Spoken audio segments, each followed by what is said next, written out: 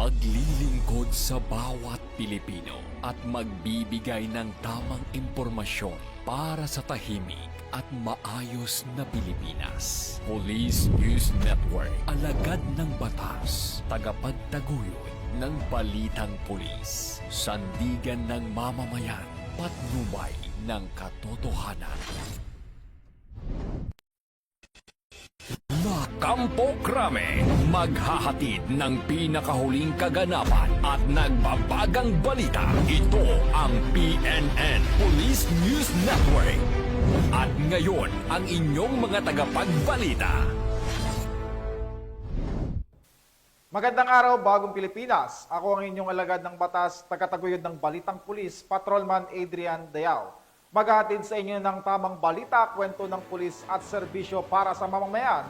At ito ang PNP News Online, ang pangunahing balita ng Police News Network, alagad ng batas, tagataguyod ng Balitang Pulis.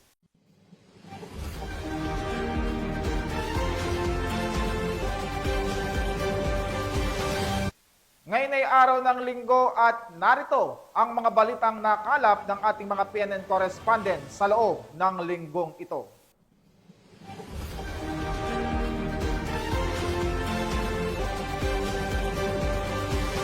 Bog ng isang lalaki sa Davao del Sur sa sinagawang entrapment operation ng Regional Anti-Cybercrime Unit 11 dahil sa pagbebenta ng rehistradong SIM card na may verified GCash account. Nakibalita dyan si Patrol Woman Mary Grace Artizuela. Pulis niya, pulis kami ha. Sa pinaigting na cyber patrolling ng mga tauhan ng Regional Anti-Cybercrime Unit 11 ay isang lalaki ang kalaboso sa Davao del Sur dahil sa pagbebenta online ng mga rehistradong SIM card na may verified GCash account. Dito na nagsimulang makipag-ugnayan ng ating cyber patroller sa suspect na humantong sa pisikal na transaksyon. Dito na ikinasang operasyon na nagresulta sa pagkakahuli kay alias Eman, 24 anyos at residente ng Davao del Sur. Kinasuhan ang suspect sa paglabag sa SIM Registration Act at Anti-Financial Account Scamming Act o AFASA. Kasalukuyan itong nakapiit sa Regional Anti-Cybercrime Unit 11 para sa dokumentasyon at paghahanda para sa kanyang inquest proceedings. Ngayong araw, February 3, 2025, ay nagsagawa ang personnel ng Regional Anti-Cybercrime Unit 11 ng isang entrapment operation na kung saan ito ay nagresulta sa pagkakahuli ng isang alias Eman dahil sa kanyang pagbebenta ng registered SIM cards at GCash accounts sa online. Si alias Eman ay mahaharap sa kasong may kinalaman sa paglabag ng SIM card registration act at yung Anti-Financial Account Scamming Act. So sa ating mga kababayan, mahigpit namin kayong pinapaalalahanan na ang pagbebenta ng registered SIM cards at GCash accounts ay ipinagbabawal sa ilalim ng ating batas. Mula dito sa Kampo Krame, ako ang inyong PNN correspondent, Patrolwoman Mary Grace Artizuela, nagbabalita para sa Police News Network, alagad ng batas, tagataguyod ng balitang pulis. Maraming salamat sa iyo, Patrolwoman Artizuela. Samantala, isang garbage collector sa lungsod ng Taguig ang nahuli ng mga otoridad dahil umano sa pag-iingat nito ng iligal na droga. Yan ang tinutukan ni Patrolwoman Rena Joyce Dalire.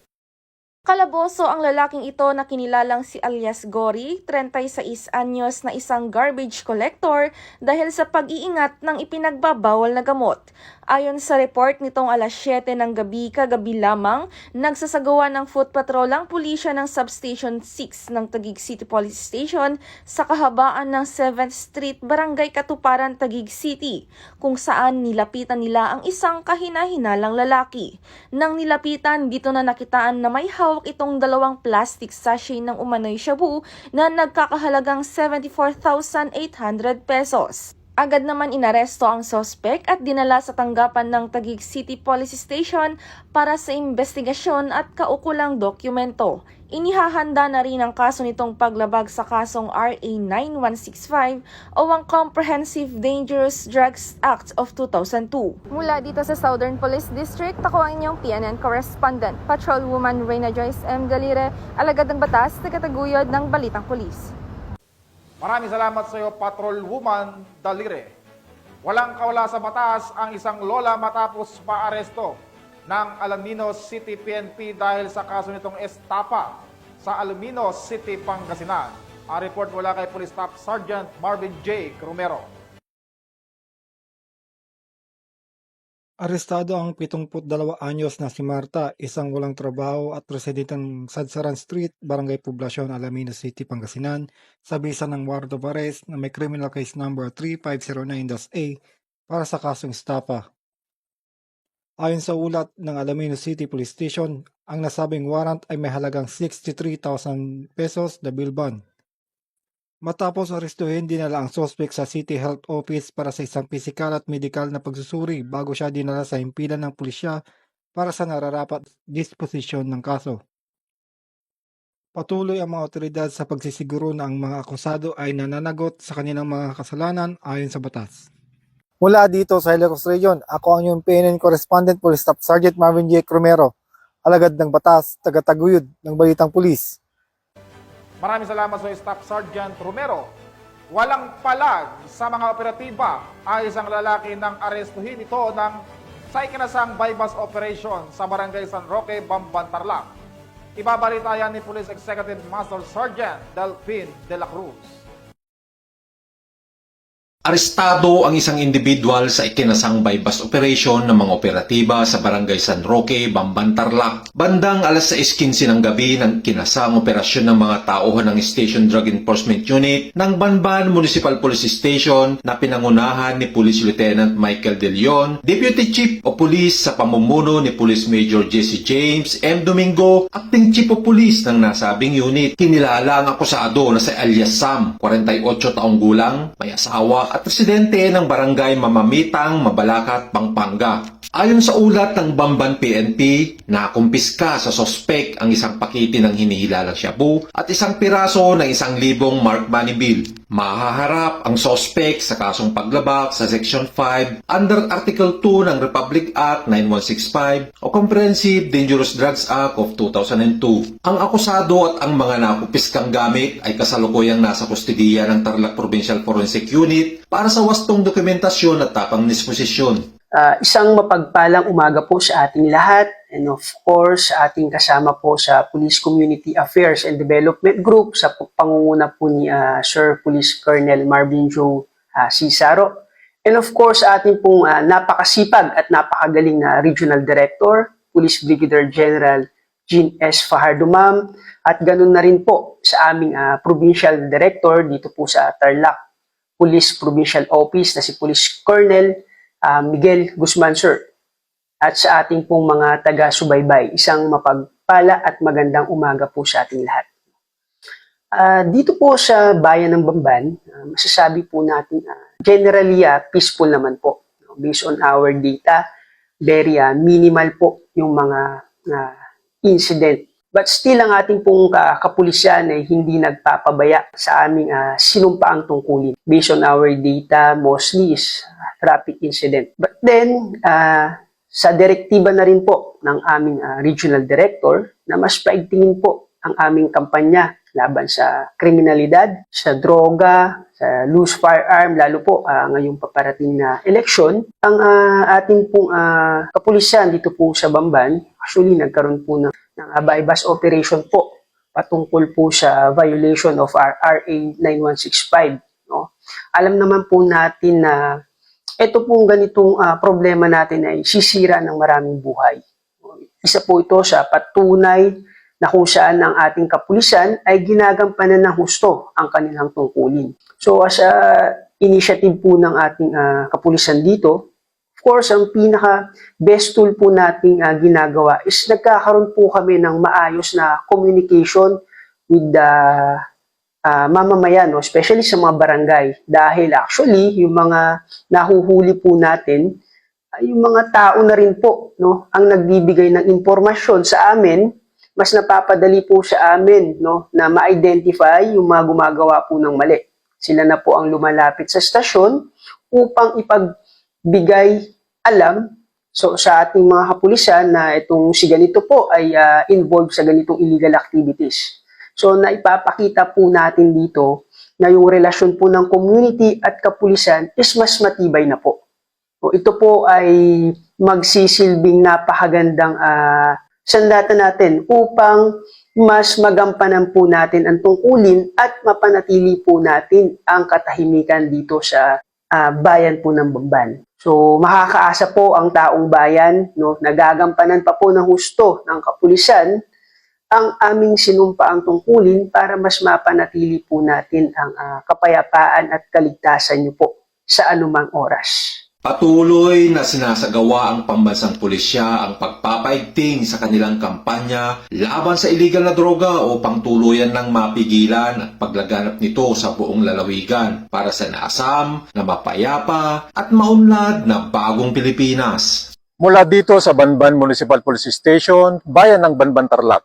Ito ang inyong Police News Network correspondent, Police Executive Master Sergeant Delphin Francisco de la Cruz, alagad ng batas, tagataguyod ng Balitang Pulis. Maraming salamat sa iyo, Police Executive Master Sergeant de la Cruz.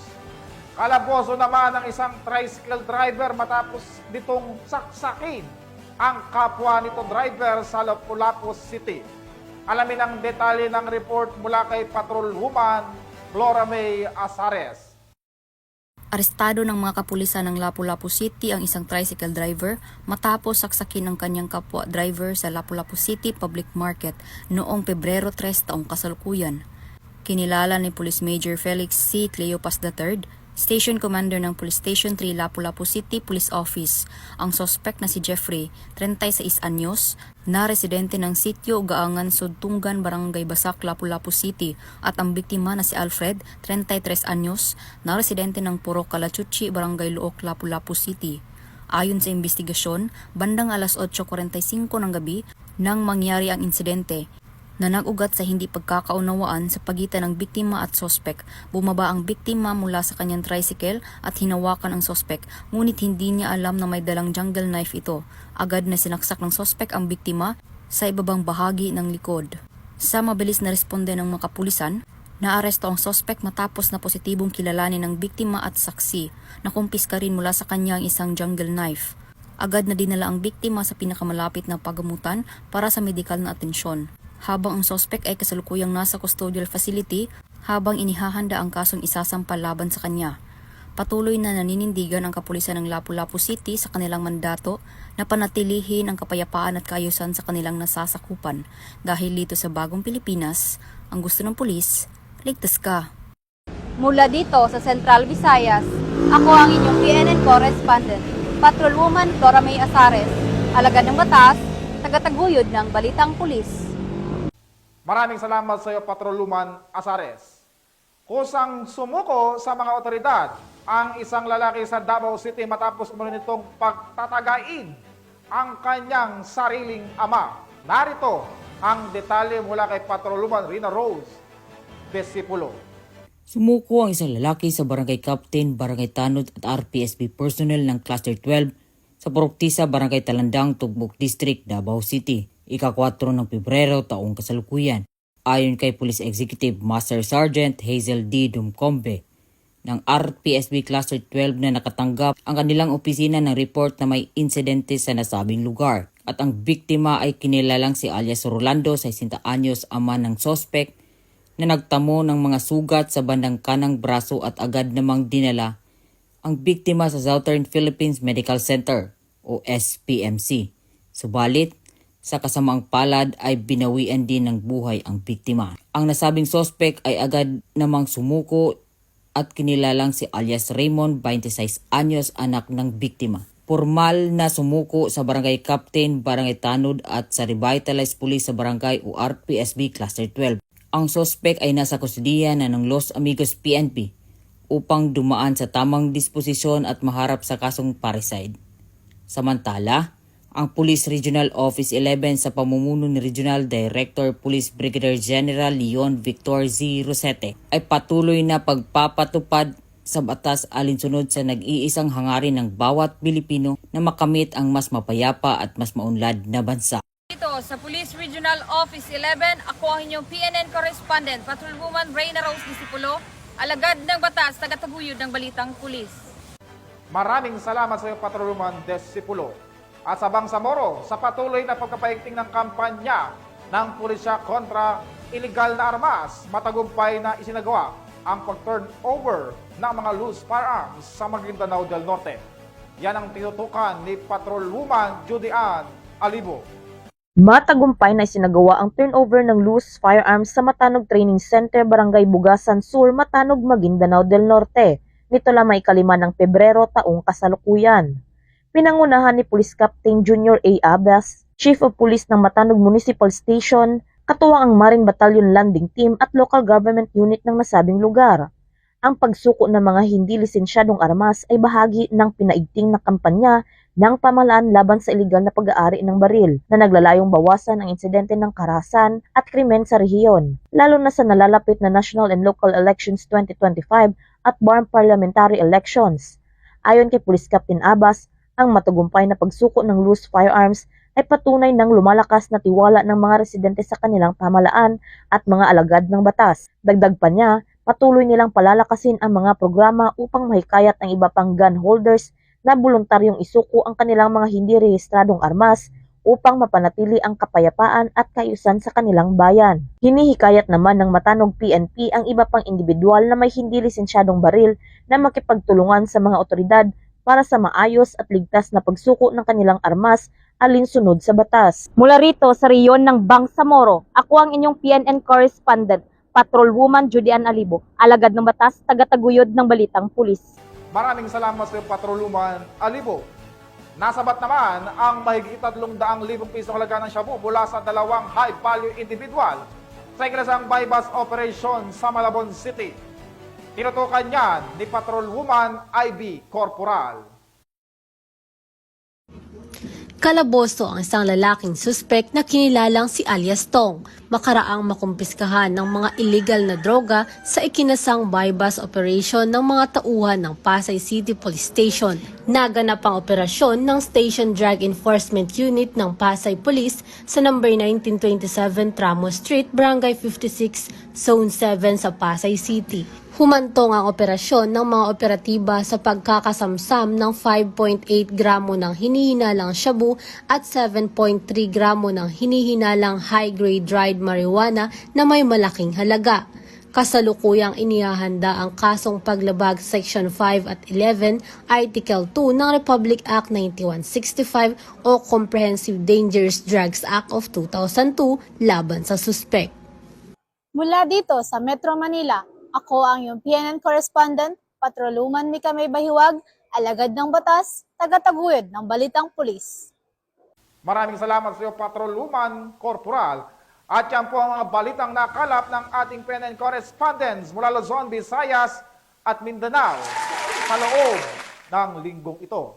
At sa ngalan po ng 235,000 strong members ng Philippine National Police sa panguna ng aming Chief PNP Police General Romel Francisco Marbil at sa pamumuno ni President Ferdinand Bongbong Marcos Jr., kami ay maglilingkod sa bawat Pilipino at magbibigay ng tama at balanseng balita dahil dito sa bagong Pilipinas, ang gusto ng pulis, ligtas ka.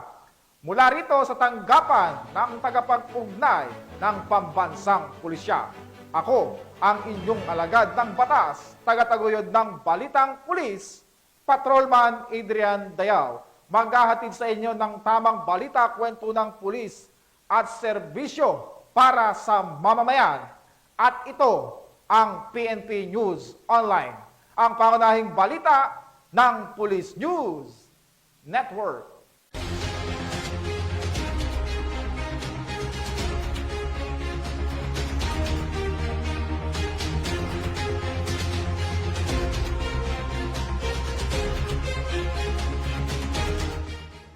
Police News Network, alagad ng batas, tagapagtaguyod ng balitang pulis.